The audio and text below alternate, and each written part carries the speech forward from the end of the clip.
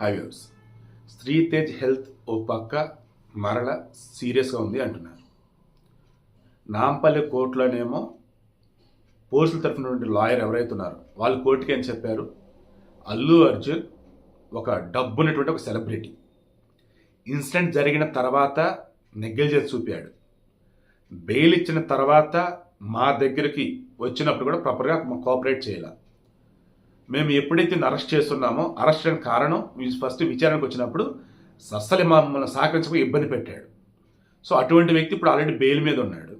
Regular bail కనుక ఇస్తే సాక్ష్యాలను తారుమారు చేయొచ్చు, సాక్షులు బెదిరించవచ్చు, మొత్తం కేసు డైల్యూట్ చేయొచ్చు. వద్దు, ఆయనకి బెయిల్ ఇవ్వద్దని కోర్టుకి అప్రోచ్ అయ్యారు. కోర్టుకి మొత్తం ఎక్స్ప్లెయిన్ చేశారు. అల్లు అర్జున్ తరఫు వాళ్ళు ఏం చెప్పున్నారు, జరిగిన దాని ఉన్నటువంటి తప్పిదానికి చాలామంది కారణం, అందులో మేము ఒకళ్ళం అన్నట్టు, ఎక్కడ ఎవరిని ఇబ్బంది పెట్టలేదు అన్నట్టు చెప్తూ బెయిల్ ఇవ్వాలని అంటున్నారు. కోర్టు వచ్చి రేపు 3వ తారీఖు వాయిదా వేసింది.